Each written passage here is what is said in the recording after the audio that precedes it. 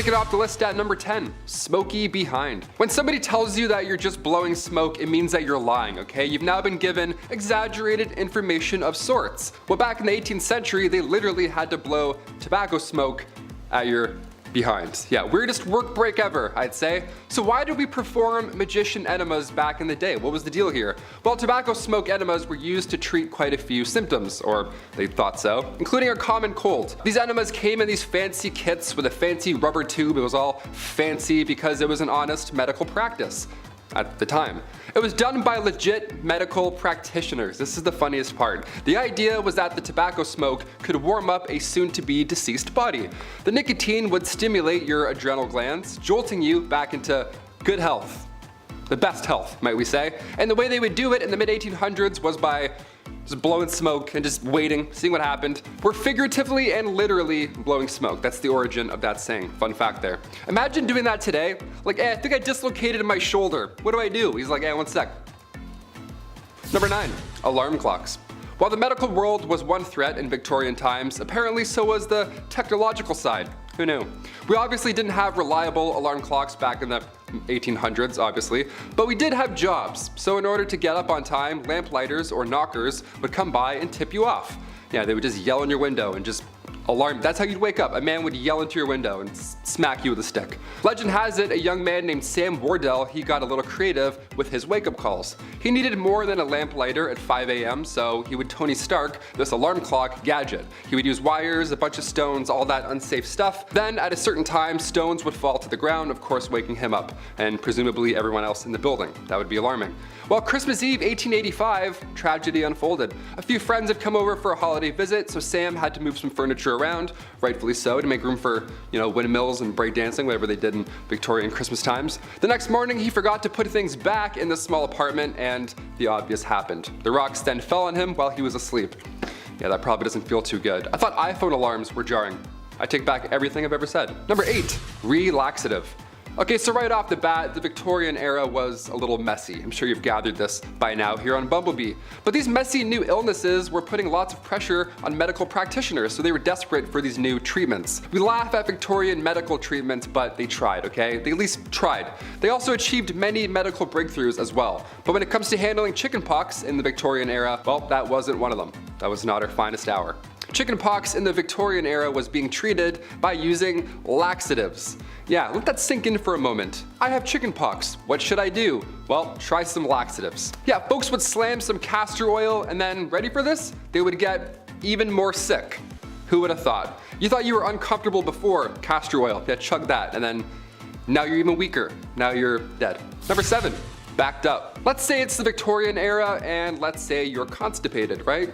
It happens, Well, bad ideas will most likely follow, if you didn't already guess that. According to Merck's 1899 medical manual, small amounts of strychnine were prescribed to those who were constipated. Yeah, the strychnos nux vomica was thought to better the gastric functions. Even a small amount of this stuff would attack your respiratory system. You'd contract, you convulse, it's horrible. It would be a painful way to go out. It's much, much worse than being constipated. Any day. I would much rather be constipated than any type of strychnine. Are you kidding me? Number 6, leeches. I grew up with hearing problems. I've been around the block with earaches, ear infections. I had ear tubes numerous times, all that jazz. So I feel really bad for the folks in this next one, okay? I hear you. Pun intended. In the Victorian era, medical practitioners would say to use leeches for your ear infections. That's the number one trick they don't want you to know. There it is. Once they're attached to you, the idea was that they can numb pain while at the same time providing proteins and peptides to its host. So on paper, again, the idea made sense. But the science didn't quite follow, did it? It wasn't entirely hopeless though. Recently in 2004, the FDA reintroduced leeches to the medical world, because their bite can break up blood clots and induce blood flow. So it's not entirely hopeless. We talked about leech collectors on this channel before, so of course we have to talk about more of the science that they were hoping to achieve with it, right? Also, I worked at a retirement home when I was 16. I thought that job sucked. Imagine being a leech collector? No way. Number 5, cat attacks. If I had to pick, I would of course say I'm 100% a dog person. I grew up with 2 cats, I'm allergic. I grew up with 2 dogs, not allergic. Dog guy all the way, sorry. Cats are cool, but this next story just totally freaked me out. Back in 1870, this rich woman had put her time, energy, and resources into cat breeding. How lovely is that? She had tons of cats, she loved all of them, and they loved her. Again, I'm allergic, so I'm already sneezing just reading about the story. It was the 1800s, okay? A lot of candles, everything was obviously extremely flammable, and disaster hit often in Victorian times. And in 1870, a fire broke out at this young woman's home. The cats were trapped inside the house. Now, they made it outside, don't freak out or anything, they all made it out, but by the time the two maids had kicked the door open to rescue said cats, they had gone full primal. They were afraid, they were freaking out, they were just scratching their way out through anyone and everything. The fire in the house had obviously scared them, so when the doors were open, these two maids were both sadly attacked by all of these cats. What a horrible thank you for saving all of their lives. I pulled my cat's tail when I was younger. I learned real quick, never to do that ever again. Number 4, hiccups. Today we have many cures for hiccups. Yeah, you gotta get scared or hold your breath or drink water like while you're doing a handstand. I don't know, everyone's got weird ideas, whatever. But nothing was as dangerous as the Victorian era hiccup cure. Yeah, ready for this one? Don't try it. This one's scarier than a jump scare, that's for sure. In 1899, again in the good old Merck medical manual, it recommended using chloroform to cure your hiccups. Yeah, just completely damage your entire nervous system and poison your kidneys, for sure. To get rid of hiccups, that's way better. This 19th century anesthetic was not a solution. Never try this. Continue scaring your family and friends. That's definitely the way we handle hiccups now. Number 3, tapeworms. Back in the Victorian times, they really figured out the trick to weight loss. Yeah, was it watching what you eat, maybe counting your steps, maybe getting a gym membership, something like that? Nope, and no way. No, it was way easier than all those things combined. Can you believe that? And you didn't even have to pull back on how much you were consuming. Doesn't this sound fascinating? What is this? Well, all you needed was a handy tapeworm. Yep, I don't have one. I don't know why I pointed. That'd be gross if I had one. Yeah, tapeworm. You know those things that can kill you today if you get one? See, the plan was if you eat a tapeworm egg, okay, it will later hatch in your stomach, and at that point you could just eat anything you wanted. Because every time you ate, the tapeworm would also eat, so you could get your snack on while still rocking those Victorian skinny jeans, right? Tapeworm cyst pills, or go for a jog. Your call.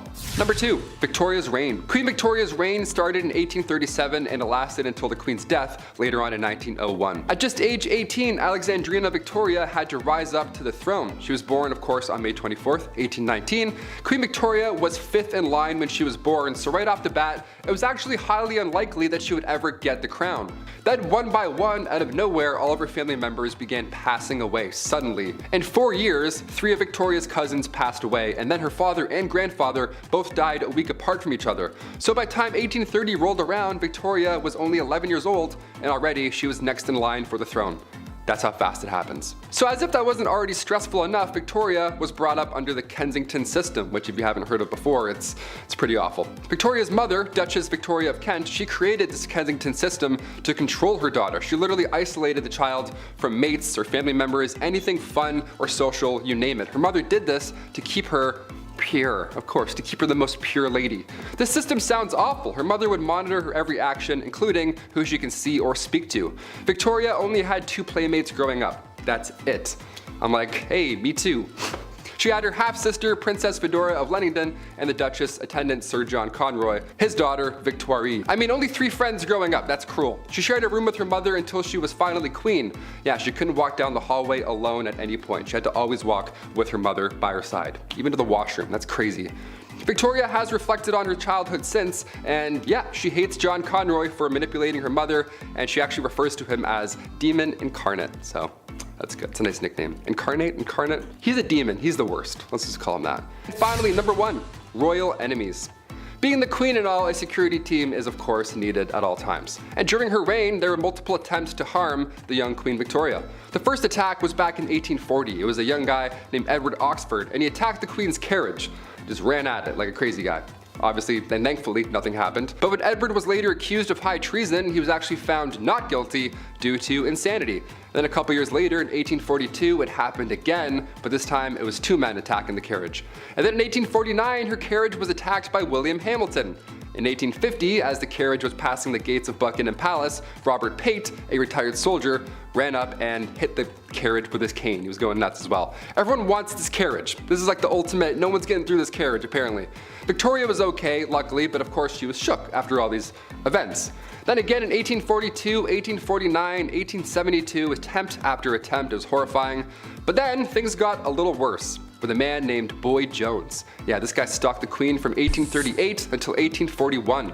This guy somehow managed to break into Buckingham Palace more than once. He knew a way in just to Buckingham Palace, which should never be a thing in the first place. And the weird part is here, Boy Jones, once he was inside the palace, he would hide under the Queen's sofa, and he would also just sit on her throne for hours, just hanging out. Yeah, he would pretend he's Cersei Lannister and just sit on the throne for a minute or two. Think about life. Eventually, thankfully, he got caught, but imagine coming home and Boy Jones is sitting on your couch. You're like, what are you doing? Take that shirt off, get out of here. Kicking off the list at number 10, dark dining.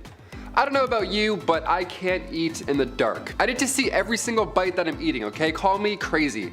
Part of me wants to go to a restaurant where you can't see anything, but I know that I won't make it all the way through. I can't do it. I have a thing. I have to just, I'm not blindly, what if it's not cooked? I don't know. Back in the Victorian era, dining in complete darkness wasn't just a date night. It was actually the best way to digest, or so they thought.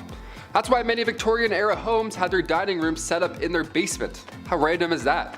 Oh, do you guys have poker nights down here? Nah, just brunch. Kill the light. What? How do you like your eggs? Turn off the light. What are we doing? Number 9, Saved by the Bell. I'm sure you've heard about this at some point, but allow me to go into grim detail. In the late 1700s, cholera, bacterial infections, everything bad, you name it, it was all spreading. Not an ideal time to be alive. Many were biting the bullet at this time, of course being gravely ill, but with this came a dark trend. The safety coffin. Yeah, we had the safety dance, now we got the safety coffin. Here we go. These coffins, I mean, God forbid you were buried alive, these safety coffins would allow the dead to rise again and exit said coffin. A lot of these coffins have extra comfort on the inside and, of course, a wire. This wire ran through the coffin, through the ground, and attached to a bell on the outside. So if a passerby heard it, one, that would be so scary, but if they heard it, they would know something's up and they would help them out. Folks would get creative with their safety coffins. For example, a man named Robert Robinson from Manchester, he passed in 1791, but he instructed his family and watchmen to open the special door on his casket, revealing a layer of glass. Now, if anybody were to see condensation, he could then be removed. Patent number 81,437 was actually granted to Franz Vester in 1868. It was an improved burial case, a real patent. This was a real coffin. This is crazy. This one had an air inlet, a ladder, and a bell. All three, there you go. The description of the patent says, if too weak to ascend by the ladder, he could ring the bell, giving the desired alarm for help, and thus save himself from premature death by being buried alive. Nice. You thought you died. Psych, climb this ladder. There you go. Good luck getting out. Now you're in an escape room. Enjoy. You only get 2 hints. Like a walkie-talkie. Hey, how do I get out of the coffin in room B? Number 8, no air. Now that song's gonna be stuck in your head. Jordan Sparks, a classic. Since we're on the topic of safety coffins, I had to include one more. Maybe 2 more, I'll never tell. This one is fascinating. The science involved here was honestly impressive. There was the classic wire and bell method, but the more sick people got, the more creative they had to become. Like for example, patent number 268,693, John Crichbaum's device for indicating life in buried persons. Yeah, an 1882 classic, we love this. We got the iPod Nano, they got the device O Life. Nice. Upon first glance, you may think this is some type of medieval punishment, whatever, but really this device detects movement whilst providing much needed air. Now you obviously can't have a hole in the ground or else rats will make your real demise much worse than suffocating, right? So John's device here, as per the disclosure details, is that if the person buried should come to life, a motion of his hands will turn the branches of the T-shaped pipe upon or near which his hands are placed. A marked scale on the side of the top indicates movement of the T, and air will then passively come down the pipe. Once sufficient time has passed to assure the person is dead, the device can be removed.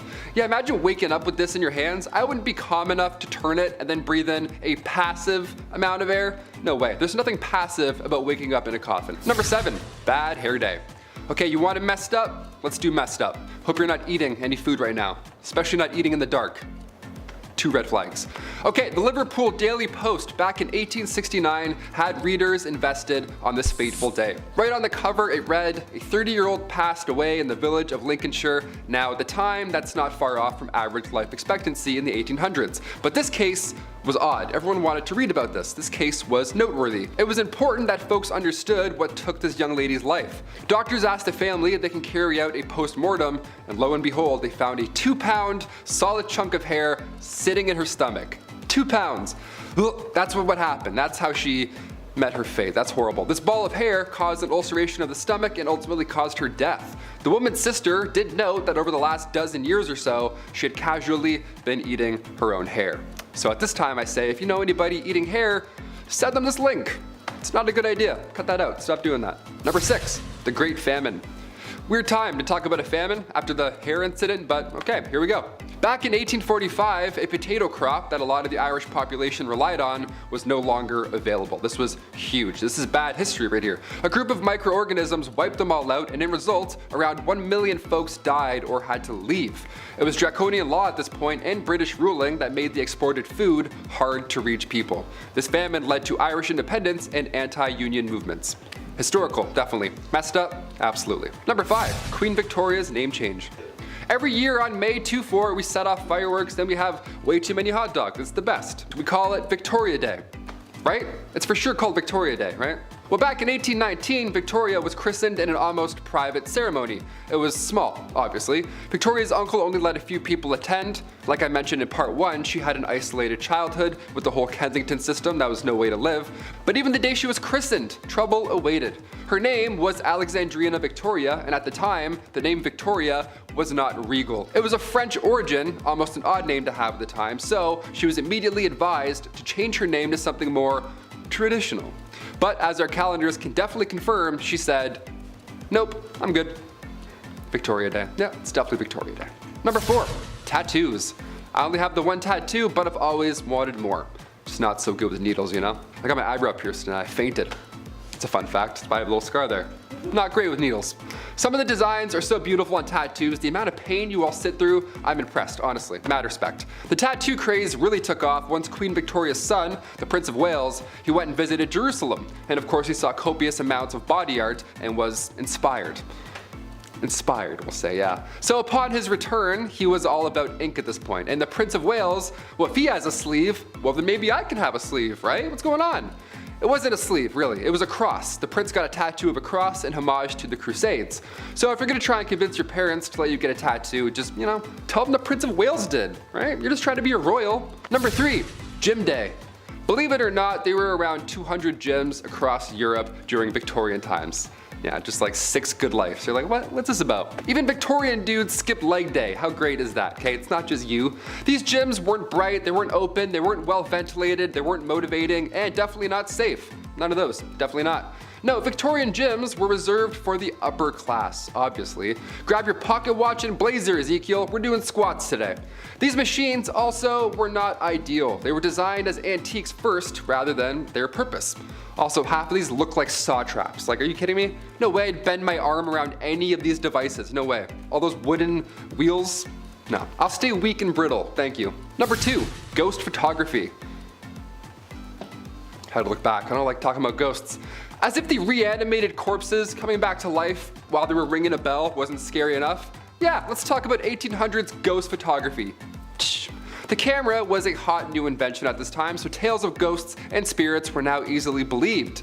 Yeah, obviously, when you have a photo of a see-through woman, you're like, that's pretty terrifying. A big name in the ghost game was a man named William Thomas Stead. He was born in 1849, and Stead was the son of a Congregationalist minister, and at the age of 22 he was appointed as editor of Northern Echo, which was a regional newspaper in Darlington. So far, so good. This British medium, Richard Borsonol, featured a photo of W.T. Stead and a real spirit. Yeah, imagine that. Imagine a day where somebody being awarded the Nobel Peace Prize also poses for photo ops with ghosts. You're like, do we believe all of this or none of this? What's going on? This is so scary. And finally, number 1, music for eternity. Before we wrap up this wild part 2, I had to include perhaps one of the creepiest patents of all time. Patent numero 9,222,059. Yeah, the number is going a little bit higher. This one got me thinking. I wanted to end this video off on this note. I like this idea. Maybe, I don't know yet. Music for eternity systems. Okay, this patent is not from the 1800s, but rather 2015. I know, it's not Victorian, but when else am I gonna talk about this, really? The idea here is that you could stay connected to your loved one by using a solar-powered digital music player. The best part here is the patent details how surviving family members now have the ability to update, revise, and edit stored audio files and programming after burial. Yeah, next Rihanna album, no problem, I got you. There's a speaker in the casket and there's a headphone jack on the tombstone, so we can listen together. And then we can decide if we hate the album. That's creepy. I wouldn't do this. Would you want this? Sound off below if you'd want, you know, big shiny tunes playing for eternity after you die. Number 10, moving in. I don't know about you guys, but when I think of Old Blighty, I think of royal prestige. London and Buckingham Palace. After all, that's what a queen needs. You gotta have a palace. Where's my palace? Although most people think of the queen living in Buckingham Palace, Queen Victoria was the first of the royal family to do so. I'm not royalty, but I wouldn't mind crashing a few days there. Nice big place, servants, probably all you can eat. Man, she had it good. All that's missing is Wi-Fi. Move over, your royal highness, I'm moving in. Just gotta get my collection of Sailor Moon memorabilia. Number 9, queen jeans. No, not a nice pair of royal jeans, I'm talking about DNA and hereditary genes. I've mentioned a few times on this channel how the royal family may or may not have been inbreeding. Okay, who am I kidding? There was a lot of inbreeding going on. Sisters, brothers, mothers, fathers, cousins, and of course, hey step bro.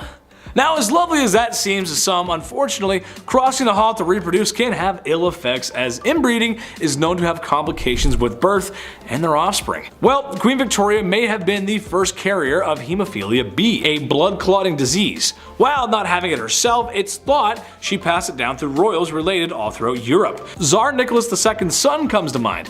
However, I feel like if we told the royals why people were contracting certain illnesses, they would still do what they want anyway. So, I'll just close the door. You guys can go ahead and do what you're gonna do. Number 8, breaking tradition. For men in Western culture, it has been a long time of bending the knee to propose to the woman that you love, or so wish to swoon. Tammy Lynn, I don't got much, but I know I got this ring I found behind a Chuck E. Cheese.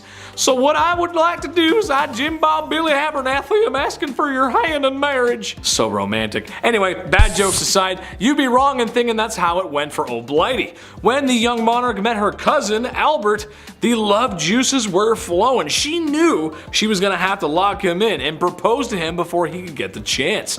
They were shortly married soon after, and as stated in her diaries, it seemed that the couple was truly in love, which for royals is kind of rare. Even today, it's usually men who propose to ladies, but all I'm gonna say is, ladies, I'm 300 pounds of twisted steel and sex appeal, and I put the toothpaste lid back on after brushing my teeth, so... Number 7. Did you miss me?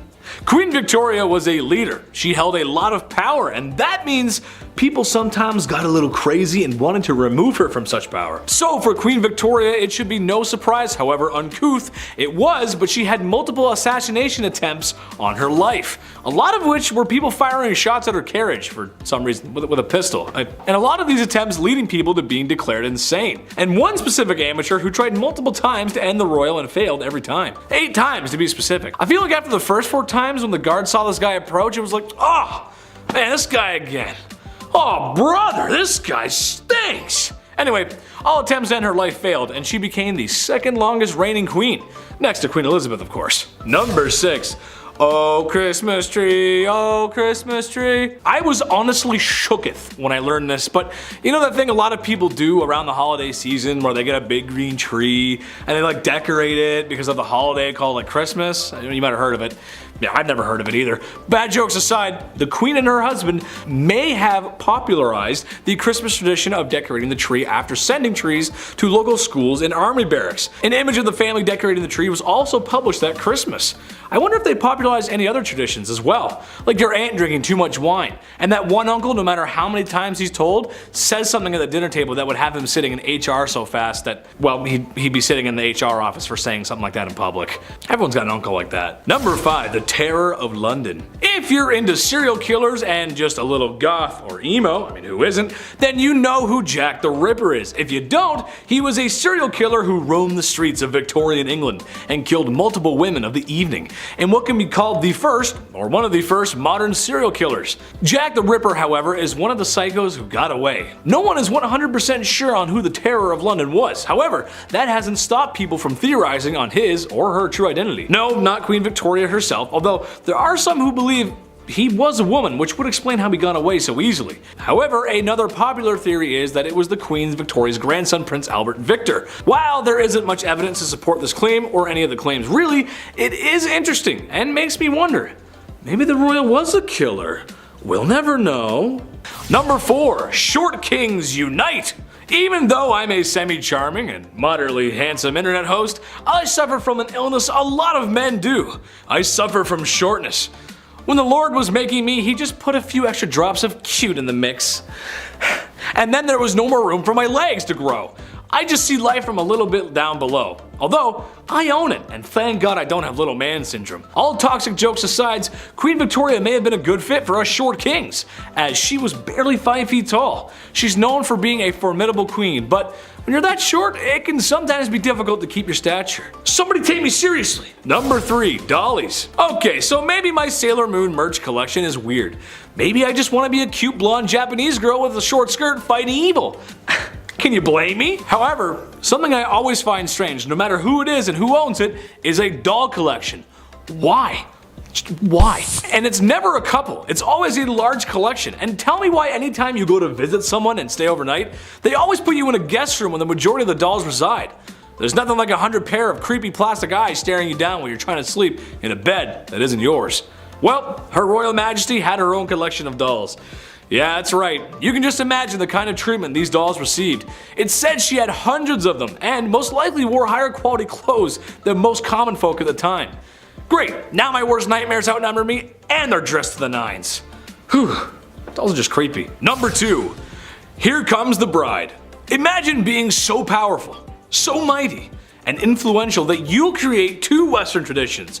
Sure, the Christmas tree is great, but I'd argue the white wedding dress is more. She wasn't the first to wear a white wedding dress, but she was the one that made it happen. There's a few reasons why, and the obvious one is flexing that royal coin, but imagine trying to keep pure white clothes clean in the past. My mom makes a mean spaghetti and meatballs, and I have a difficult time keeping those stains off my white t-shirts, which, if you also ask my mom, is a bad color for me. I was a messy kid. That's why other colors at the time made sense. After all, there's no dry cleaning in the 1800s. At least not with modern machines and stain remover. Hey Alexa, can you add stain remover to my list? Number 1. Send lewds. Despite being known as a somewhat prudent queen, apparently the queen had an eye for the art that was lewd. In one case, the royal husband and wife gave each other art. She got some nice work, and he got some nice works, if you catch my drift. We all know how nudity and lewd imagery can be treated by those who wish to censor it.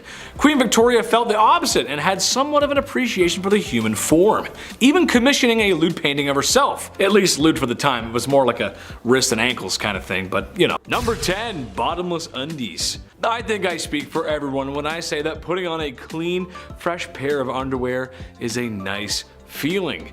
Gone is the brown underwear that was once white of yesterday, replaced with fresh, loving linen of today.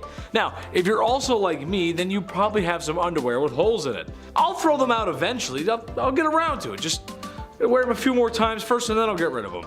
But did you know that some ladies' underwear in the Victorian era had no bottoms? Yeah. Part of the many layers of clothing that women were wearing back then, their underwear had no bottoms, which to me is the whole point of wearing bloomers in the first place. You gotta keep your business warm and packed away. I just don't understand what the point of having it all hang out is. That's just stupid. I don't know.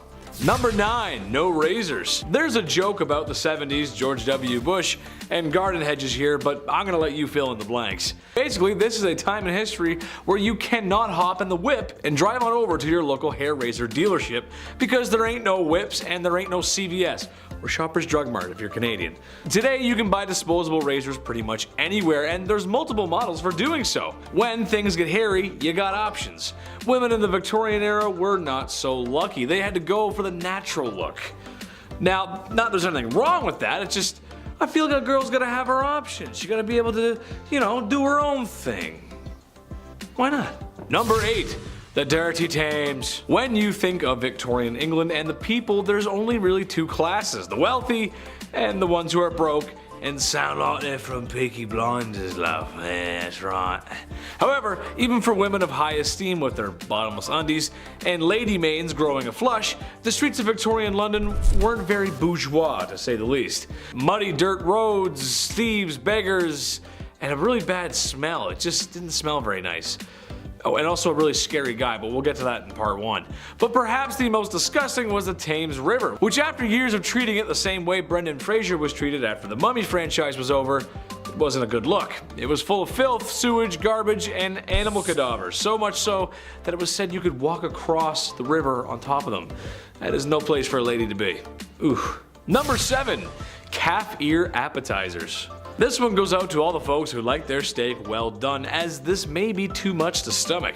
Given the way food was prepped and handled back then, I would agree with most folks that cooking the devil out of your meat was probably just the safer bet.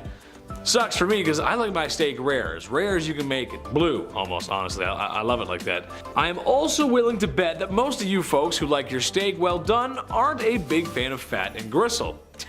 I also love fat and grizzle. I just like meat, what can I say? What I'm getting to is calf ear appetizers. Yes, cooked calf ears, which I'm pretty sure are just like pure cartilage. Higher class women could often find themselves at parties where they would serve up this chewy delight. You'd probably just be chewing on that for a while. I feel like most people wouldn't like that. Is Chris a cartilage guy? I don't know, we'll see. Number 6. Hand cleavage. This goes for every inch of the skin, really, but women had to cover up back then. That means no ankles, neck, or God forbid a wrist. If a man saw a wrist, they would act, ooh. Well, I don't know if they were that down bad, but women of higher esteem wore gloves. There's etiquette to gloves. It was all part of the culture, which means only women with dosh could practice such glove etiquette. I say no woman should have to cover up. She should wear whatever the heck she wants when the heck she wants to. However, with the gloves, I believe there's a separate issue. I have an issue being a big dude with asthma. I sweat a lot more than the average folk. It just sucks, but if I was a fair lady with those gloves on, well, I might want to leave them on. Wouldn't want to ruin anyone's appetites for calf ear appetizers because the smell and the sweat, it just, ooh, be gross, ooh. Number 5, dresses too big. This is something I'm glad isn't a thing anymore. I'm not a person who likes to dress up. I'm a simple dude. Casual and comfortable is my forte. However uncomfortable wearing suits is, I like to think I clean up well. And I understand sometimes you gotta wear drip. It's just how life goes. Sometimes you gotta dress up. I just don't think people should be showing up to any formal events in cowboy boots and a popped collar shirt. I've known a few of those people. But what I'm really talking about here is the obtuse size of women's dresses and just the whole culture of women's fashion back then. It's just crazy. Large and overbearing dresses with enough material to use as blankets when you sleep. I know that couldn't have been fun. It's horrible. Especially with my sweat problem. A few hours in a suit and maybe a few beers later, and the first thing I'm trying to do is take the suit off. It gets tight and sweaty in there, and it's just a lot of material. It's just too much. And doorways, trying to get through doorway, ugh. Forget about it. Number 4, fava beans. Well, after all that sweating and being around all that foulness, ladies needed to detox. How about a nice face mask made of beef? Yes, that's right. To keep their skin young and beautiful, they would drape a slice of beef over their face. Nothing like a little Hannibal Lecter before bedtime. Now, I hear you saying, well, Chad, that's not that bad. Okay, but think about this though. For the time period, that beef was probably yucky due to food processing practices of the time, and there's just no fridges. That means it would stinky. I hope it was at least winter before these ladies decided to beef up like that. This process of beef was supposed to rejuvenate the skin because beef contains some important vitamins for such. I can't recommend that. You just walk in with the beef and, hello darling, yes. Gross. Number 3, hot Christmas. This is just so dumb. I'm just gonna go ahead and tell everyone at home right now not to do this, because I know some of you, and some of you are gonna be like, oh, thanks, Chetty, that's cool. No, don't do it. I'm a doctor, a lawyer, and a firefighter. Basically, this was a super fun game that felt like something out of Johnny Knoxville's head, not Victorian families gathering at Christmas. Basically, they would gather at Christmas to play a game called Snapdragon. You get a bowl of raisins and almonds, you pour some brandy in there, and maybe one out for your homie, and ignite the brandy. Once the bowl is on fire, the family will compete to see who can grab the flaming treats and eat them the fastest. Okay, second-degree burns are not how I want to spend my holiday season, and also, in a time before smoke alarms and a modern fire service, this sounds like a really bad time. Grandpa could lose it out of his hands. Drapes catch fire, the house burns down, probably the whole neighborhood. Just a bad idea. Also, I hate raisins, so setting them on fire? Yeah, I'm out. I don't like raisins. They're gross, dude. I don't like them. Number 2, crypt pics. Look, it's a part of life. It happens. You live, you love, and depending on how much your wife likes interior design, you probably have a sign hanging up like that in your home somewhere that says something like that. You know what I'm talking about. And after spending all that time in HomeSense, it's all over. Fade to black, cease to exist, the forever box. There's a whole process and respect in the undertaking business. The Victorian era had a strange tradition, however. How about taking photographs with the body of a family member who has recently passed on? Yeah, that's right, I know. I couldn't believe it, really. People would sit there for minutes taking photos of those who are no longer with us because the process of taking photos was not great. This isn't the digital age, after all. This is something that the crypt keeper would make you do. Keep them in the album or something. Just not for your everyday family, man. That's just weird. Yeah, so now we're going to take photos. Like, that's just weird, you know? It's just weird. It's weird. Number 1, Jack the Ripper. Listen, the women of Victorian London feared this guy. And how can you blame them? A terror that seemed to come from nowhere and could strike from anywhere. Humans unaliving other humans is nothing new, and it probably won't be old. It won't get old soon. This is what we do. It's kind of our thing. But this was the first modern serial unaliver. Jack the Ripper's identity has never been found. It's only been speculated, and some studies suggest that it has been revealed, but it's really hard to pinpoint something that happened that long ago. He was nasty and the crimes were awful. The photographs of the crime scene do not exactly follow today's media rules or decency, as it's really just horrible and it's just really messy and bloody and just gross.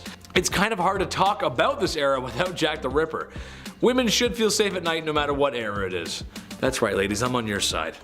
Kicking off the list at number 10, a lot of hair. To kick off this wild part 2, I had to include the tale of the woman who ate her own hair. Why did she do it? What happened? How much hair? Well, let's find out. All the questions about to be answered. The Liverpool Daily Post back in 1869 got the attention of those passerbyers with this one. A 30-year-old passed away in the village of Lincolnshire. That's not too far off from the average life expectancy of the 1800s, but this case was a little odd. Something was off about it. So doctors asked the family if they could carry out a post-mortem, and lo and behold, a 2-pound solid chunk of hair was sitting in her stomach. It caused ulcerations of the stomach and ultimately caused her death. What a horrible way to go out. The woman's sister did note that over the last dozen years or so, she had been casually eating her own hair. Just one piece every now and then. Ultimately, it added up. If you know anybody that's eating their own hair, pass this on. Send them this video. This sounds rather uncomfortable. Number 9, cat attack. If I have to pick, I would say I'm 100% a dog guy. Cats are cool, don't get me wrong, but this next story freaks me out a bit. Also, I had a cat once and I pulled its tail on it. Hissed at me and scratched me and scared the life out of me. So, dogs for sure. Back in 1870, a rich woman had put her time, energy, and resources into cat breeding. What a fun little hobby and lifestyle. She had tons of cats, she loved them all equally, and they loved her. I'm allergic also, so this story is my nightmare on a level. But it does sound like a cute time, I'll admit, that's a nice way. Especially like in the Victorian era, what a lovely little pocket of fun. 1800s, a lot of candles, everything being extremely flammable, disaster hit often in Victorian times. And in 1870, a fire broke out of this young woman's home, and the cats were sadly trapped in the house. They made it out alive, but by the time they made it out, the 2 maids that had kicked the door open to rescue them, they had gone full primal. The cats just attacked them and it was all bad. The fire in the house had obviously scared them, so when the doors were open, these 2 maids were both attacked by them at full force, essentially. All of these cats. Like, what a horrible thank you for saving all of their lives, you know what I mean? Number 8, quick divorce. Let's just say the love thing isn't working out, okay? It happens, people change, but now what? Say it's the Victorian era, but divorce in England isn't allowed until 1857, and it's 1856. So now what are we gonna do? Well, considering what list we're on and which part it is, it's pretty wildly unfair. If you were the wife, you were getting sold in this scenario. How horrible is that? Wife sellers, they were a thing. That was a legitimate business. How horrible. Yeah, you were getting sold if you were the wife. How horrible is that? Wife sellers was a legitimate business. There were auctions. Public auctions would be done. You would watch people bid on marrying your wife. At like noon, middle of the day, people are walking by like, oh, do I have any change? Hang on. This is insane. One real sale that happened in 1862 was in Selby. The asking price was a beer. The asking price for this person's wife was 1 pint. Sold, just like that. That's crazy. Sold, drank, now I'm married. That's insane. Other times, most of the time, it was a rather expensive exchange. I feel like there are plenty of cases where this would honestly be the ideal scenario. Just get it done in one day, whatever. Peace. See you again. Bye. You're the worst. Number 7, the Great Famine. We're gonna lean out of wife selling for a hot minute and include the boys for this one. Yeah, come on back in, you're all guilty. The Great Famine took out everybody, not just Victorian women of course. Back in 1845, potato crop that a lot of the Irish population was relying on was no longer available all of a sudden. A group of microorganisms just wiped them out, just like that, and in result, around 1 million folks died or had to leave. It was draconian law and British ruling that made the exported food hard to reach people that really needed it. So this famine led to Irish independence and anti-union movements. Little fun bit of history I had to include on this one. Number 6, the Brooklyn Theater Stampede. And we're back to absolute horribleness. Here we go. I love the theater. When the pandemic shut down plays, I actually felt pretty sad. I like sitting in full rooms watching a guy in a fake wig monologue about Mozart. Like, that's my ideal Saturday night. That's the best. I don't want that to not be a thing anymore. I love theater. But today we have an obnoxious amount of distractions that can take you out of the experience. Guy's texting fighting his ex-girlfriend 2 rows ahead of me. I'm trying to watch Joseph in the amazing Technicolor Dreamcoat. I'm like, man, it's not the same anymore. Theater's not the same anymore. Turn off your phone. Throw a tomato at him. It can be distracting. Exit signs can also be pretty distracting. But we need them. We definitely need them. Because in 1876, the Brooklyn Theater caught fire after a single lantern fell over on stage during a performance. This was 1876. Everybody was wearing flammable attire. There aren't emergency exits yet. A fire marshal hadn't come in and counted heads at this point, so it was a disaster. 278 people lost their lives. A monument was put up after the incident. It shook the town. It was absolutely horrible. I read about this and I was like, that's horrible. We got included in. This is a horrible list. Number 5, the hobble skirt. Yeah, so when people can't get out of burning theaters, it's stuff like this to blame. Just from this 1910 headline alone, I'm glad we don't have hobble skirts anymore. The June 12, 1910 headline reads, "The hobble skirt is the latest freak in women's fashions." The latest freak. Skirts that are so tight around the ankle that locomotion is seriously impeded and speed is impossible. Nice. I'll take 2, debit. Doesn't that sound like a bad time? Why would anyone want this? Sounds like you're gonna be late for everything. French designer Paul Poirier made these to free the bust, to free the, have a lot of room in here, whilst shackling the legs. So you in turn you can't move. Just what you need to move around uneven stone roads, I guess.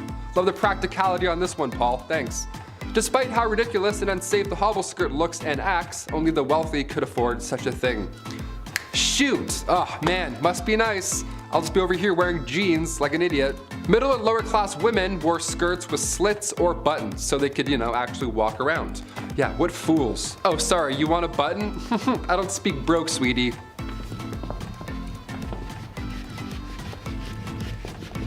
Number 4, lead-based. When I started here at the studio a year and a half ago, maybe 2 years, I was like, okay, I gotta put on face cream maybe. A lot of lights, a lot of HD. Time to get rid of these bags under my eyes finally. I don't know, maybe drink some water. See what happens. Finding a skincare routine of any sorts is easy now, dare I say. The lovely World Wide Web has our back. You can learn how to draw your eyebrows on while listening to true crime. It's wonderful where we are today. But the cosmetic game, back in the 18th century, not great.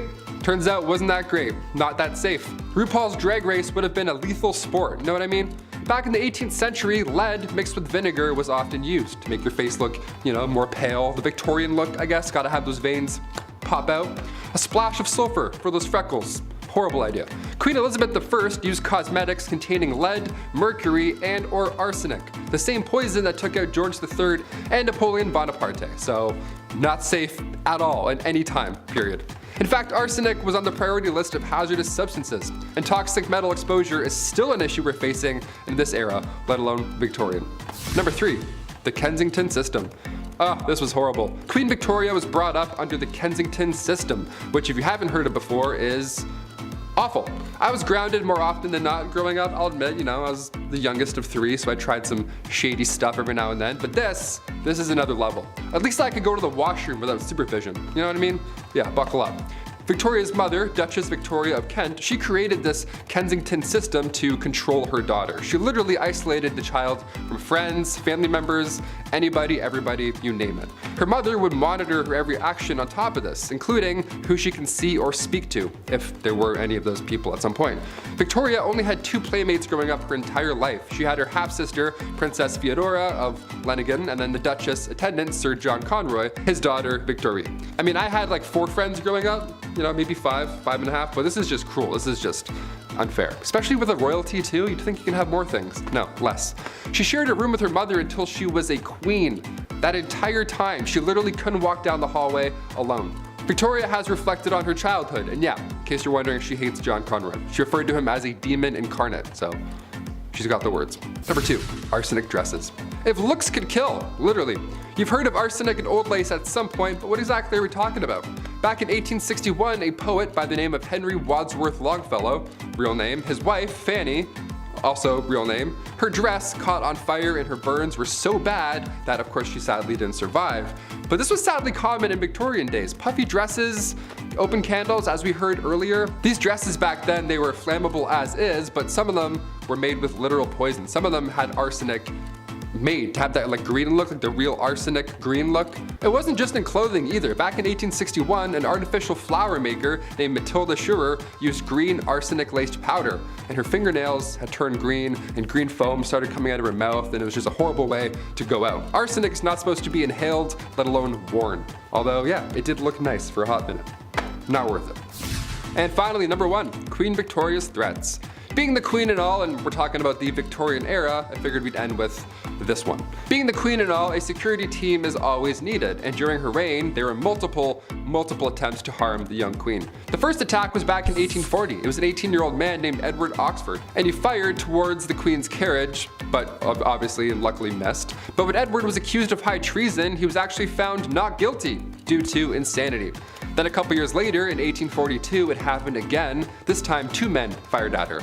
They were found guilty. In 1849, her carriage was attacked by William Hamilton. In 1850, as the carriage was passing the gates of Buckingham Palace, Robert Pate, a retired soldier, ran up and hit her with his cane. Victoria was okay, thankfully, but of course, she was shook. Then again in 1842, 1849, and 1872, attempt after attempt. But then things got a little worse. If you haven't heard of Boy Jones or anything that happened here, I saved it for last because it's extremely unsettling. A teenager stalked the queen back in 1838 until 1841. Edward Jones, aka Boy Jones. This guy somehow managed to break into Buckingham Palace more than once. It was some Assassin's Creed type stuff. He just knew some back way, climbed some window or whatever. The guy just knew a route in, so he would break in and would more often than not just hide under the queen's sofa. He would sit on her throne sometimes, and one of the worst things ever, he would go through her drawers and like go through her clothes and stuff. It was creepy. He would steal her clothes until eventually and thankfully he got caught. Of all the things you can do, of all the crimes you want to commit in the Victorian era, you're gonna go hide under a couch for 5 years? Okay, I'm glad he got caught, but just so weird. What a weird ending. Number 10, train engine cleaner. Ever wanted to get inside a small hole in the engine of a train and shovel out the coal that was left in there?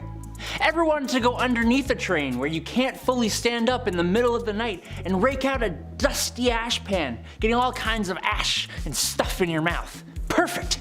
You can go join up with the railroad as a train engine cleaner. These guys would spend their days shoveling 5 to 6 tons of coal into the furnace of the steam trains, and then spend their nights climbing into said furnace, cleaning it out, and then going out in the middle of the freezing cold, wet night into a trench covered in water and oil and dust, and get right up under that sucker and pull out all the ashes and dust and crap that came out of the engine while it had been running all day. Number 9. Linker boy or linker men. Before the introduction of gas lights on the streets of London, the only gaslighting came in the form of small children who made you believe that you wouldn't be able to walk the streets without them tagging along with a torch to help guide your way. Then they'd expect a tip from you.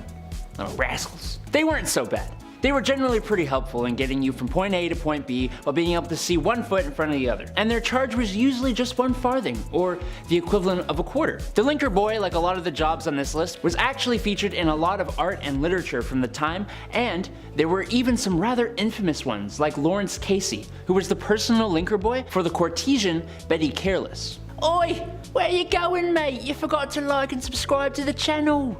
Oh, and while I've got your attention, why not take a little peek over at our Facebook, where you'll find behind the scenes content. Get on with it! Alright, bloody hell. Number 8, knock her up. No, not like that. God. Look, I despise my alarm clock. It wakes me out of my deeply deserved beauty sleep at 6 a.m. every weekday morning. Now take the alarm clock and assign that job to a real person.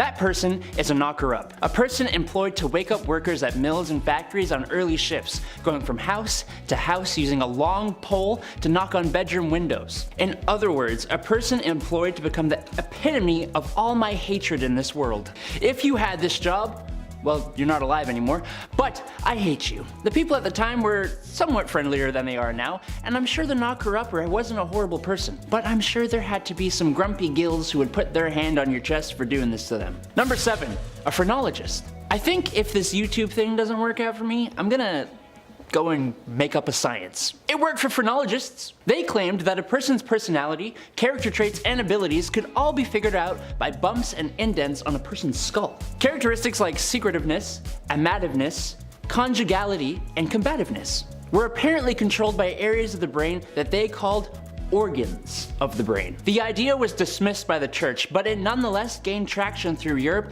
and was really popular in the States. The idea that you could modify these organs through self-control and practice sounded really good to self-help gurus at the time, if only it was real. Number 6, a dog whipper. Looking for someone who absolutely despises dogs and doesn't mind being despised by the rest of us.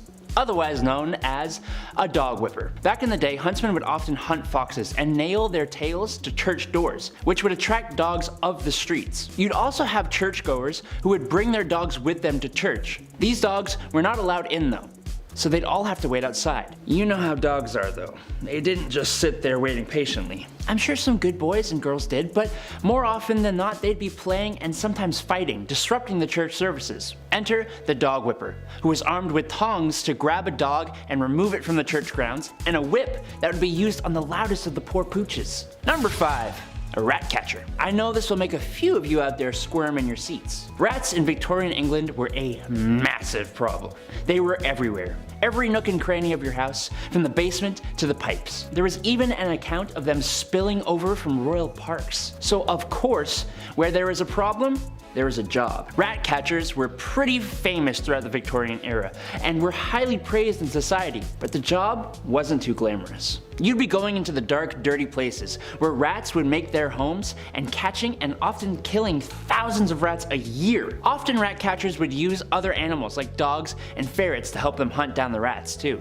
I don't know though, gonna be me. Number 4, an upright worker. Upright workers, otherwise known as chimney sweeps, actually started off being children as young as the age of 4. The smaller size of the little kiddos was perfect for fitting inside and climbing up and down chimneys. The little suckers would rub their elbows and knees up against the brick of the chimney so much that they would be scraped raw before callousing. Isn't that lovely? No, it's not. It's horrible. Some children were deliberately underfed to keep them small enough to do the job.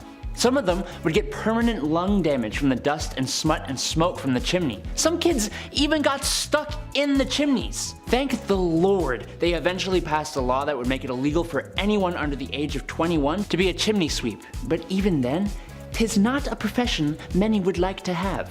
Number 3, matchstick makers. The idea of a lighter wasn't really a big thing in the Victorian era. They definitely existed, as the first one was invented in 1823, but it was not exactly a portable thing. So matches were your match. The first match was invented in 1805, but it sucked. The first friction-activated match came about in 1826, and they were made with white phosphorus, which is extremely toxic. But they didn't have machines to make these matches. No, it was actually mainly done by teenage girls. And in the worst of conditions too. Forget protective gear. Oh, you want to take your lunch break away from the highly toxic white phosphorus? Oh no. That's right. These girls would have to eat their lunch at their workstations, meaning they would end up ingesting the white phosphorus. Yes, my favorite seasoning. Number 2.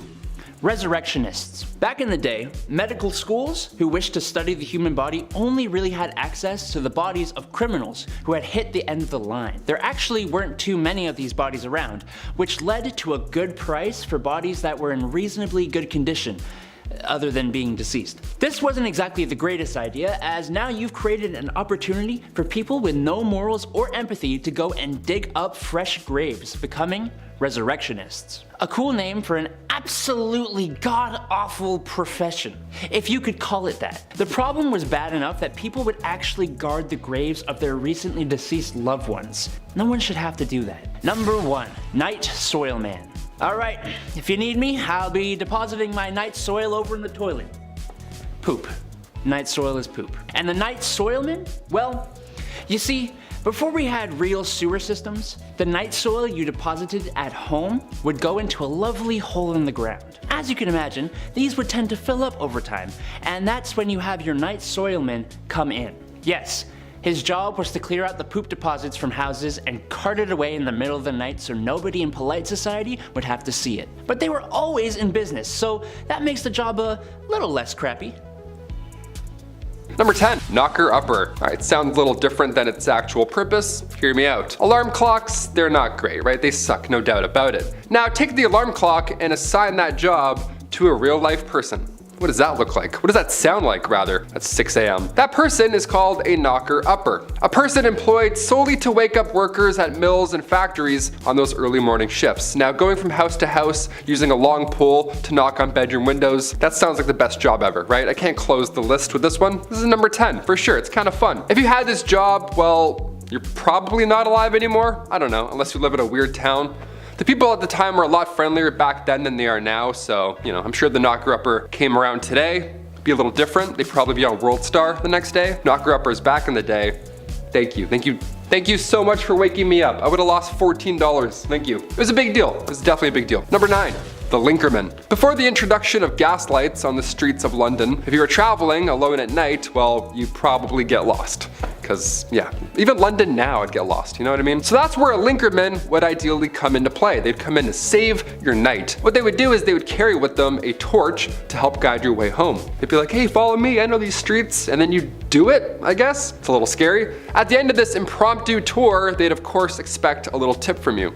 Of course, thank you for lighting my path and getting me home. Cheers. Here's 1 nickel. It's actually a lot back then. Here's 1 penny. There we go. They weren't so bad. They were generally pretty helpful in getting you from point A to B, whilst also being able to see 1 foot in front of the other. That doesn't hurt, especially in Victorian London. You get to step on a dirty rat. That'll be gross. It's like a friend walking you home, only you don't know them, and it's the Victorian era, so probably pretty unsafe. 50-50 if you're gonna make it. And their charge was usually 1 farthing or the equivalent of a quarter. The linkerman, like a lot of the jobs on this list, was actually featured in a lot of art and literature from that era. And there were even a couple famous linkermans, like Lawrence Casey, for example, who was the personal linker boy for the courtesan Betty Careless. Imagine that, your arm must be so strong with that lamp all day. Ooh, it's just like, oh, I can't put it down. Number 8, ghost photography. 1800s ghost photography. Apparently it was a theme or a vibe, I don't know, but there are people that would take the photos of these ghosts. So at one point you would be hired as a professional ghost photographer. On paper, here's your tax returns, that's what I did. The camera, of course, was a hot new invention back then, so tales of ghost and spirit were easily believed, especially when you have a photo of a see-through woman. That probably helps sell your tale for sure. Like, here she is. It's like, that's mom. That's definitely not, you just did that in the back room. I don't believe you. A big name in the ghost game was that of William Thomas Stead. He was born in 1849, so now he's for sure a ghost. Stead was the son of a Congregationalist minister, and at the age of 22, he was appointed as editor of the Northern Echo, which was a regional newspaper in Darlington. Yeah, this British medium, Richard Borsonnel, featured a photo of W.T. Stead and a spirit. Imagine that. Imagine a day where somebody was awarded the Nobel Peace Prize and they also posed for photo ops with ghosts. Like, can we pick a lane? Science or not? What are we doing here? Number 7, grave designs. Graves, but make them cool, you know? Customize your own pit in the ground. That's fun, that's grim. In the late 1700s, cholera, bacterial infections, pretty much anything floating around your mouth and eyes, it was spreading and it was bad. Not a good thing to ingest. Not an ideal time in history. Many were biting the bullet at this time, of course, being gravely ill. But with this came a dark, new, fun trend. Yeah, here we go. The safety coffin. Yeah, let's make your own coffin, DIY. These coffins, God forbid, you were buried alive, while these safety coffins would allow the dead to rise again. Yeah, some Tony Stark guy in the back's like, if you push this, the body will pop back out and come to life. It's like, really? A lot of these coffins were built with extra comfort on the inside and of course a wire, the safety backup wire. This wire ran through the coffin, through the ground, and attached to a bell on the outside on the ground. So if somebody was walking by and they heard a bell ringing beside a gravestone, first of all, it's haunting, well, they know something's up and they can get them out. But folks would get creative with their safety coffins. They would ask the inventor to make them crazy things, like a man named Robert Robinson from Manchester. He had some odd requests. He passed away in 1791, but he instructed his family and watchmen to open this special door on his coffin after he passed. This special door would reveal a layer of glass.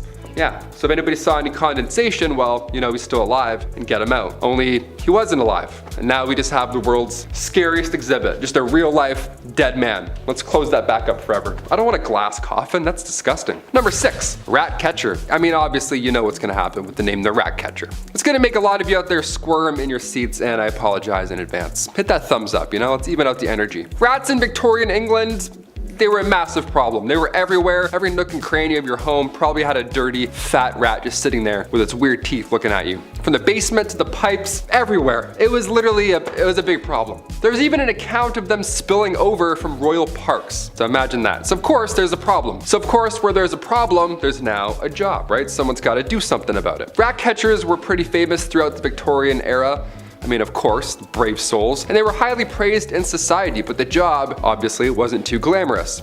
You'd be going into dark, dirty places where rats would make their homes, and we'd catch them, and you'd often have to kill thousands of rats every single year. And then deal with that. I don't even know how you deal with those bodies. Let's say bones, ew. More often than not, rat catchers would use other animals like dogs and ferrets to help them hunt down the rats. So you have your own little animal posse hunting down other animals. You would feel pretty good. You'd feel like the king of animals almost. Probably not, eh? It's probably a disgusting job. You probably hate it every day. Number 5, matchstick makers. The idea of a lighter wasn't really a big thing back in the Victorian era, obviously. I mean, they definitely existed. The first lighter was invented in 1823, but it wasn't like the ones we have now. Not like those Bics that still don't work. It wasn't a portable thing. The first match was invented in 1805, but it kind of sucked. And the first friction-activated match came around much later in 1826. This one here changed the game for good. They were made with white phosphorus, which is of course extremely toxic. But they didn't have machines to make these matches. No, it was of course done by people, young women. It was only women that had to do this, and in the worst of conditions, of course. And before you ask, no, they didn't understand protective gear. Well, they did a bit, but even so, women didn't get that kind of luxury, right? They didn't get that treatment. These girls would have to eat their lunch at their workstations, meaning they would probably end up ingesting said white phosphorus the entire shift. History is horrible. Number 4, Resurrectionist. All right, back in the day, medical schools who wished to study the human body only really had access to the bodies of criminals who had hit the end of their line, right? You're not gonna go dig up someone's wife and be like, hey, mind if I study her? He's like, no, please. There actually weren't too many of these bodies around to begin with, which led to a good price for bodies that were in, well, reasonably good condition to, you know, study up close, other than being, you know, deceased and disgusting. This wasn't exactly the greatest idea, sure, I'll admit that. Now you've probably created an opportunity for people with no morals or empathy to go and dig up fresh graves. And that's exactly what happened. People would become their own resurrectionist. It's a cool name for a god-awful profession, if you want to call it that. The problem was so bad that people had to protect, like they had to guard the graves of their recently deceased loved ones, or else these guys would come in and try and dig them up and sell your nana for like 20 bucks. You have to stay there for 4 nights and guard her. That's crazy. No one should have to do that. The Victorian era sucked. No one should have to do that. Or this next one here. Number 3, train engine cleaner. Yeah, this one's gonna suck. It sounds yucky already. For this job, you were required to get into, of course, pretty tough positions to, well, clean the engine of a train. Train engine cleaners would have to get inside a small hole in the engine of a train and shovel out all that coal that was left over. Yeah, as if shoveling the coal in wasn't bad enough, now some guy's gotta crawl under and shovel it all out. Nope. They go underneath the train with a dusty ash pan and they work away all day long and nights. These guys would spend their days shoveling 5 to 6 tons of coal into the furnace of the steam trains and then spend their nights climbing into the same furnace to clean it out. Every time I watch the Polar Express, it's always so magical, you know, it's always a great time. But even on the Polar Express, there's a guy shoveling coal all night long on Christmas Eve. You know what I mean? That's how bad this job is. Magic can't even save it. Couldn't even picture a worse job to have with this goofy back. Imagine that. Imagine me doing this all day. No way. I'm gonna make it 1 week. Number 2, funeral mute. Yes, death. Happened quite a lot back then. I thought being a pallbearer had a lot of pressure, you know, don't drop them, all that kind of stuff. Victorian London saw many, many funeral mutes. Now, Oliver Twist, one of the lousy jobs in that tale, was that of a funeral mute. Oliver Twist is like, this one sucks. Well, it really sucks. Mutes were required to dress, of course, in all black with a sash while carrying a long cloth covered stick, and your job would be to, well, to stand and mourn and not say a thing the entire time. You'd have to stand at the door of the recently deceased home and just welcome death. Just embrace it. You have to be death. The mascot for death is now you. Horrible. In Victorian London too, you're gonna breathe in a fresh, rotting body. Nice, that's good. I have about 4 days left, thank you. And after that point, you would lead the coffin all the way to the graveyard. Nice and slow, like you were leading a marching band. Only it's not music, it's death behind you. And finally, number 1, a chimney sweep.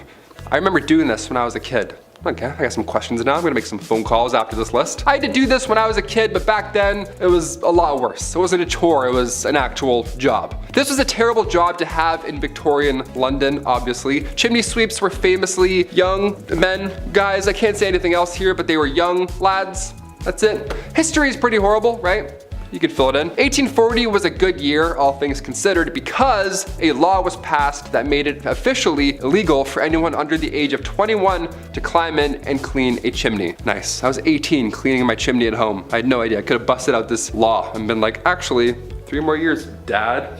See ya. Just moonwalk out of there. I'm not cleaning anything. Just the kitchen for now. I'm not using that tiny little brush. Why do all chimney sweeps have a tiny brush? Give them a bigger brush, you know? Number 10, Boy Jones. What's more intimate than a stalker? Am I right, ladies? If there's one thing women have loved throughout history, it's having every second of their privacy being watched by some creepy man, right? No. I can only imagine it's been worse since the dawn of smartphones and social media. That must be horrible. Well, as it turns out, there were some real creepwads in the Victorian era too. The Boy Jones was a stalker of Queen Victoria who on multiple occasions snuck his way into Buckingham Palace, one time escaping with a pair of the Queen's underwear. What? Arrested multiple times but still somehow found his way back to the palace. But what they should have done was swap the Queen's underwear for a pair of mine after a shift in the garden center I used to work at. Oh yeah, nobody's coming for you after sniffing those bad boys. Oh! Number 9, graceful words. This was a time when ladies were supposed to be ladies, and that means manners are on the table and elbows are off. Dresses were worn to not show ankles, God forbid an ankle or wrist bust out. I think more importantly, however, or rather unusual that is that women were expected to talk a certain way. Good evening, Mr. Burrows. You must excuse my tardiness. There was a dreadful man screaming at me because my ankles were shown whilst mounting my carriage. Your what was showing, love? Oh, you hurdle! I can't believe it. Excuse me. I must be someone else.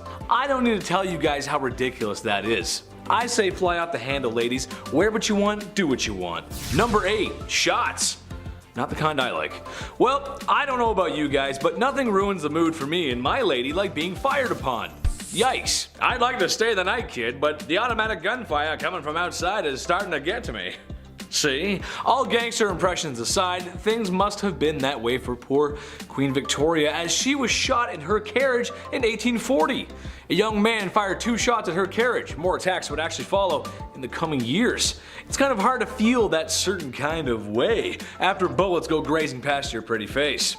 The worst thing that ever happened to my generation was making sure nobody was home when you were studying with your boyfriend.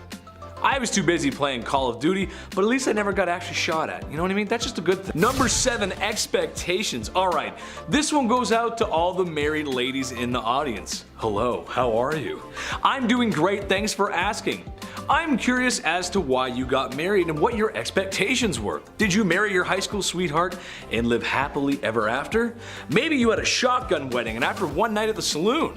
Maybe you just really wanted to find a nice man and settle down, start a family, be a mother. I think any of those options are great, so as long as you have options. In Victorian England, you were expected to do the latter. Women were expected to get married and have kids, and that's about it really. My question is, why were ankles and wrists an issue but giving birth isn't? What I mean is it's kind of a compromising position to be in. All I'm asking is that the girls get treated fairly and given choices and be allowed to show some ankle. Doesn't make any sense. You can look at her business down there but you can't show an ankle? That doesn't make any sense. I'm a magician. Number 6, double standard. Divorce sucks. It's no fun. The person you once loved and cherished is now the villain in your story. I love McDonald's and I don't ever want them to be the villain in my story. I love you guys. Gotta get those Happy Meals. Divorce is something that isn't new. Honestly, it was probably invented the second after marriage was. In Victorian times, men had the right to divorce their wife if they had committed adultery. Women could not. Well, if you refer to my last part, you know that men were doing more than a little window shopping when it came to women. When men left town for business, they would have hired the services of a woman who patrolled the streets at night. No, I'm not talking about Batwoman either. So men can divorce women if they dare to do what they did on a regular basis. Yeah, that's totally fair. That's good. Equal. Absolutely. Yeah. Number 5. Emo girl. All the forever alone people, raise your hand. Let me hear you roar XD. I like to joke around a lot and say I'm a lawyer, a firefighter, and the cutest guy on the whole wide internet. But if there's one thing I know, it's people. I like people. I love them. I spend a lot of time with them, and after hearing this, I've come to the conclusion that this is where the emo girls come from. I figured it all out. It's down to a science. I'm a scientist now. Do you ever get that feeling in your tummy on Valentine's Day because you know it's going to be another one alone? And you'll be forced to be on your own, and that means sad music and crying in your room. Same, it's Drake's Marvin room for me. Well, single women in Victorian times had similar issues. Since women were expected to marry and have kids, single women who were also forever alone were pitied by society, which I argue is just way worse. No one wants to be pitied. Ugh. Number 4, gold diggers. She take my money when I'm in need. As she driving. Okay, anyway, back to the actual content. Well, not exactly. While today in a place like sunny California, you might see an older man with a woman who's half his age. Maybe he's driving a nice car, or she's got on the very best and latest from Louis Vuitton. Stylish, yeah. Most of us think some thoughts about what we might think is going on there. We can kind of be judgmental sometimes when we see things like that. However, looking through a lens of 2022 to Victorian times might make the women of Victorian times appear to be gold diggers, but in reality, it was because all of their financials were tied to their husbands, legally too. Which, if you can imagine, that system didn't work too well. What if your husband is broke? What if your husband is running amok with sultry lasses on the street corners? Like I said before, no divorce, but even if she could leave him easily, supporting herself afterwards was going to be an issue, especially financially. Number 3, birth factory. Just pump them out. The faster the better. Quantity over quality. Just get them out. The use of birth control, as you can tell, was not a common practice. Anyone who's over the age of 25, ask your grandparents how many brothers and sisters they have. I'm willing to bet it's in the 6 to 8 range. Let me know in the comments below, I'm curious. A trend that would continue for a few decades after. Education is important, and I'll get to that in my next part. Women were simply expected to act this way. Maybe it was the sign of the times since the Industrial Revolution was in full swing. Maybe the factories needed workers, I don't know. Which, in case you didn't know, they used children as employees. Maybe not so nice. Unfortunately, that was when there was an issue, and there were many. They had no HR to go to, and that was the least of their worries, really. Number 2, no school for you. No higher education for women. Banned from going to university. I don't think so, not very nice, no. Honestly, any society that doesn't want half of their population to go to school probably has a few things to work out. It's a boys' club, and they can only go to university so that they can learn to be smarter and be businessmen, so they can earn money and thus have the facilities to court a woman who really doesn't have a choice anyway. Women had jobs, not careers. And they were all the jobs that you can think of. The ones that were too feminine for men, as women were too feeble to participate in a men's job, which is the most ridiculous thing I've ever heard. I'm happy to say that in 2022, we showed them wrong. Chetty loves everyone. Just remember that, I love everybody. You go, girls. Number 1, strict rules. Okay, so after a night in the bed sheets with the gal that you love, or maybe the one that you found, there's a good chance that 9 months later, a smaller version of you two could be walking around. A byproduct of intimacy, if you will. This was always something I wanted to rant about, but I always found it strange how strict parents and teachers from this time were with their kids. You gotta brush your hair, bed made, and whatever you do, don't ask for more gruel. Please, sir, could I have some more? Whatever that Charles Dickens book was, I think it was Oliver Twist. They made us read those books as kids, and I don't know why, because they're kind of boring. From the extreme military code ethics happening at home to the long days in a factory at work, being a kid was tough, man. Earning the punk rock blues of today. I'm just a kid and my life is a nightmare. At number 10, death photography. Has anyone out there looked at really old photos and had that eerie thought that everyone in that photo is dead now? I have. I know it sounds kind of weird, but it's just something that comes to mind sometimes. Back in the Victorian era though, they really had that thought because death photography became a trend at the time. Back then, people were dropping like flies. They dealt with a lot of illnesses like measles, scarlet fever, diphtheria, rubella, typhus, and cholera. Death was all around them, but with the rise of photography, this became a new way of keeping a memento of their loved one who passed away. Before this, they would keep locks of hair and other items from their loved ones, but once they got access to cameras, families started posing with their dead relatives. Literally. Families would often keep the bodies of their dead loved one in the house for days after their passing in order to have that mourning period, but soon they started staging photo shoots with the remains of their relatives, posing them and dressing them up to make it look like they're still alive. Family members would take pictures with the deceased to have one last family portrait before burying their loved one. It's kind of heartwarming in a way, but also really creepy. At number 9, emigration. During the Victorian era, there was unfortunately a lot of orphan children living in the streets of London. It became a pretty big problem because of the sheer amount of young people without homes or families. It was estimated that around 30,000 children were living on the streets in London in 1869. Soon a program was put into place to try and solve this issue, and people started rounding up these orphan kids and shipping them off elsewhere to work in some of the British colonies. Many of the kids who were shipped off ended up working as farmhands or as domestic servants. Though many children were shipped off to places like New Zealand and Australia, the majority of them went to Canada. About 80,000 of them actually. They were sent away with hopes that they would be able to live better lives, but unfortunately for many of those kids, they didn't end up having any better luck in compared to when they lived on the streets. This practice ended up becoming pretty controversial, as you can imagine. Before we carry on talking about the strange things that happened in the Victorian era, why not take a moment to leave a like on this video if you're enjoying it so far, and while you're at it, consider subscribing to the channel to see more videos like this one. At number 8, mental health.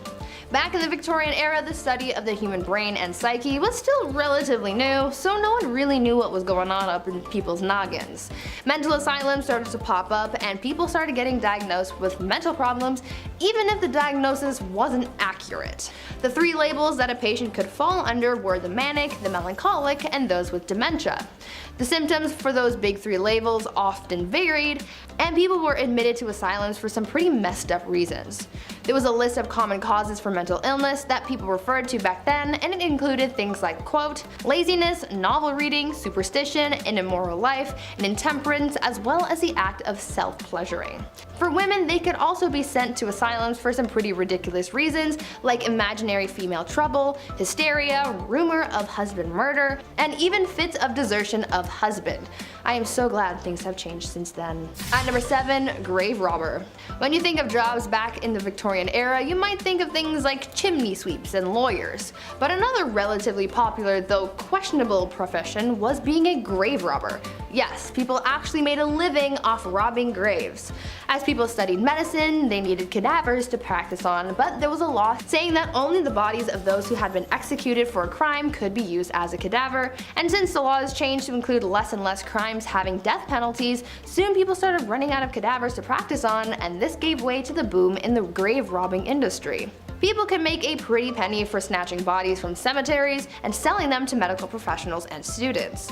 Fresher bodies went for more money, and the grave robbers not only made money off the sale of the cadaver, but they also charged a fee, so they ended up with a little extra cash in their pockets. Eventually, the grave robbing business became such a big problem that cemeteries started installing watchtowers and guards to prevent people from getting away with the dead. At number 6, beauty. I've talked about this before in some past videos, but the Victorian era was famous for its strange beauty practices, so I just had to include it on this list. You're probably familiar with the makeup from the Victorian era. Women often painted their faces white to look as pale as possible, but even though they believed it made them look beautiful, it also did a lot of harm to their health. The white face paint that women would use was lead-based, and as we all by now, lead makes you dead. But this white lead paint isn't the only thing that harmed people's skin. Women would also wash their faces with ammonia to make their skin look paler. At night, women would rub opium on their faces, and if they were really dedicated to their beauty regime, they would also ingest arsenic. They were literally poisoning themselves in the name of beauty. Women would also use mercury on their eyebrows and eyelashes, and would use lemon juice or belladonna in their eyes, which could cause blindness in some people. Once again, I'm glad things have changed. At number 5, no divorce. Nowadays, divorce is quite common. All you have to do is sign a paper and you're done. But back in the Victorian era, before the Matrimonial Causes Act of 1857 allowed divorce, people had to find different ways of getting rid of their spouses. After all, just because there was no divorce doesn't mean that everyone was happy in their marriages. It turns out that in order to solve their problems and get rid of their spouse, people would just sell their wives, either in public or in private sales. Most of the time, a man would take his wife to the town square and just sell her off to a new man. According to some records, some women had the power to veto a sale, and sometimes it was for cash. Though I think the cheapest that a wife was ever sold for was a pint of beer. This wasn't necessarily bad for the woman, because if she was sold to someone else, things could sometimes work out and she could live a better life with a better spouse. And if she didn't, then she would just get sold again and get to try her luck with a new man. At number 4, food additives. These days, people are becoming more and more concerned with artificial additives in their food. All natural, organic, pesticide, and hormone-free food is becoming more and more popular, but back in the Victorian era, people were putting all kinds of additives in their noms, and a lot of it was really, really bad for you. Like, we're talking deadly. Chalk and alum were often added to bread dough to make it whiter, and sometimes pipe clay, plaster of Paris, or sawdust was added to the mix as well. Red lead was sometimes added to cheese, lead was added to cider, mustard, wine, sugars, and candies. Copper sulfates were used in preserving fruits, jams, and wine. Mercury was used in candies, and even ice cream was made using a water and chalk mixture. All of these unsafe ingredients are actually what prompted the food safety industry, because no matter what's going on, you shouldn't be eating lead, chalk, and mercury. At number 3, corpse medicine. Now earlier I mentioned the whole grave robber industry and how that really took off during the Victorian era, but now let's talk about how they used corpses in their medicine. Back then, some people believed that consuming certain parts of the human body could cure their ailments. I know. Gross, right? One of the more popular medicines back then was a mixture made with human skull and chocolate, and it was believed to cure apoplexy. Back in the Victorian era, medical texts were published describing what parts of the human body could be used to treat specific ailments. One text described mixing the skull of a young woman with treacle to treat epilepsy. Another text says that you could treat paralysis with a candle made of human fat. Apparently, executioners were linked to this type of medicine, as they would, execute someone and then use the remains to become a doctor and treat people's illnesses. Imagine Grey's Anatomy, but with Victorian medicine. Sounds like an interesting thing to watch, but also probably not to experience. At number 2, mummies. Speaking of dead people though, people from the Victorian era were oddly fascinated with mummies. I mean, I can understand the fascination to a certain extent because they're old and cool, but of course, these people just had to be extra weird and take that obsession with mummies to heights that they didn't need to be. People used ground up mummies to make paint. Pieces of mummies were sold in jars, and they were even used in advertising. One candy shop put a mummy on display in the store, claiming that it was the daughter of a pharaoh who saved baby Moses. I mean, that's weird, right?